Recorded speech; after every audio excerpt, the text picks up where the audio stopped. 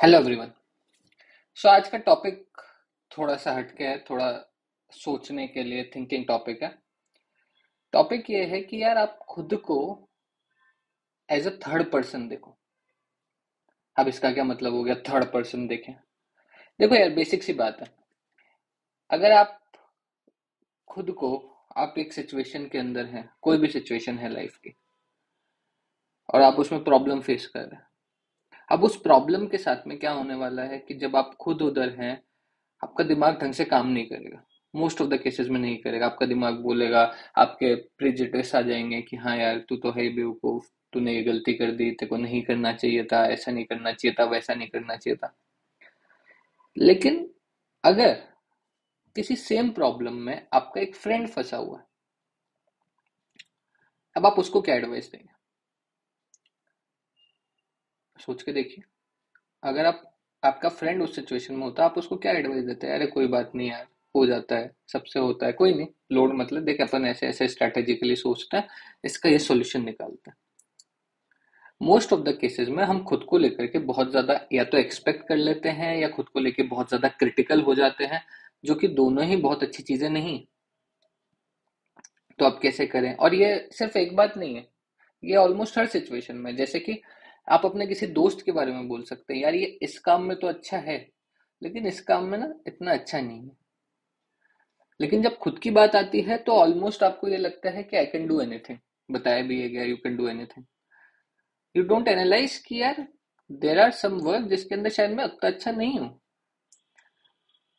या फिर आप बिल्कुल अपोजिट में चले जाते हैं कि मैं तो हूं ही गधा। देखो, जब आप थर्ड पर्सन की तरह किसी चीज को एनालाइज करते हैं एज एन एक्सपेरिमेंट, तो आप अपने, आपकी सही स्ट्रेंथ और सही वीकनेस का पता लगा सकते हैं कि यार, और वो सही स्ट्रेंथ और वीकनेस हो सकता है आपके जेनेटिक्स से आई हो सकता है कि आपके साथ में बचपन से ऐसा कुछ हुआ हो जिसकी वजह से कोई चीज आपकी स्ट्रेंथ बन गई हो या कोई चीज वीकनेस बन गई हो।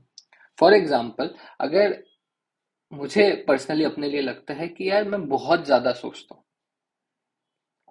And I have met some people जो इतना नहीं सोचते, दे आर कंपैरेटिवली काम।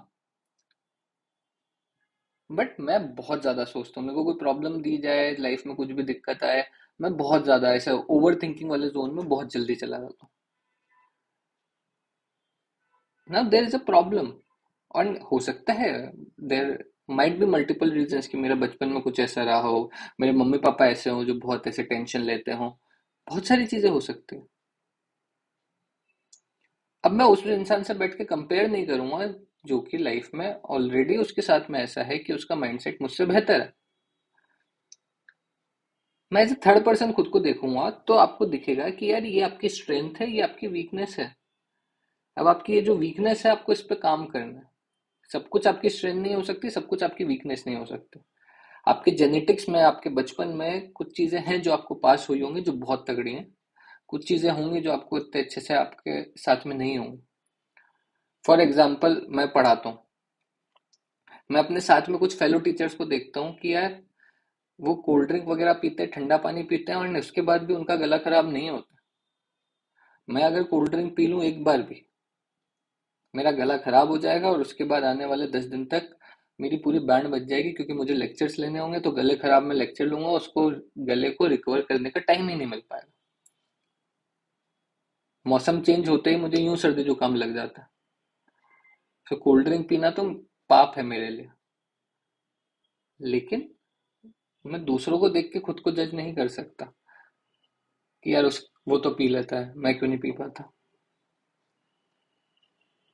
तो अब पॉइंट यही आता है कि यार, आप जब खुद को एज अ थर्ड पर्सन देखते हो, तो अब आप ढंग से एनालाइज कर सकते हो कि यार ये प्रॉब्लम है, ये प्रॉब्लम है, और ये स्ट्रेंथ भी है। जैसे मुझे लगता है कि मेरी मैथमेटिकल एबिलिटी कुछ हद तक स्ट्रेंथ मेरी है जेनेटिकली, क्योंकि मेरे दादाजी मैथ्स बहुत, मेरे दादाजी की मैथ्स बहुत अच्छी थी, मेरे फादर की मैथ्स बहुत अच्छी थी। मतलब मैं तो उनके कंपैरेटिवली बहुत वीक हूँ, मुझे ऐसा कई बार लगा बचपन के अंदर, बिकॉज उनको कैलकुलेशन में they are far far far better. मेरे दादाजी को सवा का, डेढ़ का, ढाई का पहाड़ा आता है, टेबल। वो कैलकुलेशन ऐसे करते तो मैं ऐसे हैरान हो जाता था बचपन में कि भाई क्या कर रहे हो। मैं चुपचाप लिख के कर रहा हूँ 3/7 × 7/5। वो उतने में तो आंसर दे देंगे। तो मुझे लगता है कि मैं मैथमेटिक्स में अच्छा हूँ, हो सकता है जेनेटिकली कुछ हूँ, क्योंकि मैं बाय डिफॉल्ट अच्छा हूँ, उसमें मैंने कुछ नहीं किया। तो जेनेटिकली कुछ चीजें अच्छी पास हुई है, कुछ चीजें इतनी अच्छी नहीं हुई। तो आप जब अपने आप को as a third person observe करते हो, तो आपको समझ आता है कि यार ये मेरी स्ट्रेंथ है, ये मेरी वीकनेस है, और ये मेरा गेम प्लान होना चाहिए।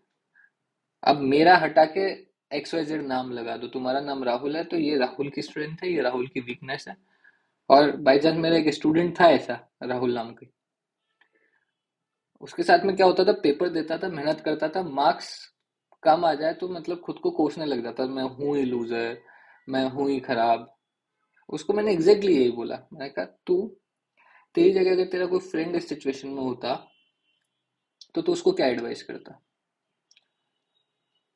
फिर सोचना पड़ा उसको कि यार मेरा फ्रेंड इस सिचुएशन में होता तो मैं एडवाइस करता कि यार कोई बात नहीं, पेपर खराब हो जाता है, कोई बात नहीं, लेट्स एनालाइज द पेपर और देखते हैं क्या क्या गलतियां हुई, नेक्स्ट टेस्ट में इसको इम्प्रूव करेंगे। जब उसने मुझे ये बात कही तो मैंने कहा कि अब बता तेरे को क्या करना चाहिए। एंड वो मुस्कुराते हुए चला गया। और उसके बाद उसने धीरे धीरे अपना पेपर का, अपना टेम्परामेंट को धीरे धीरे इम्प्रूव कर दिया, and he got a good college. So simple सी कहानी ये है कि when you observe yourself as a third person, तो आपके लिए प्रॉब्लम्स कंपैरेटिवली बहुत सिंप्लीफाइड हो जाती है। But when you are there, now there is a problem, क्योंकि अब मैं बहुत ज्यादा टेंशन में हूं। अब मेरे को सब कुछ या तो मैं ओवर एज्यूम कर लूंगा या अंडर एज्यूम कर लूंगा, या फिर कुछ ना कुछ मैं इमोशनल ज्यादा हूँ। जैसे अगर आपको अपने फ्रेंड को एडवाइस करनी हो तो आप इतना इमोशनल नहीं होगे, आप लॉजिकल एडवाइस दो। So if you can do that, it will be very good for you. I hope आपको वीडियो अच्छा लगा होगा। Thank you so much.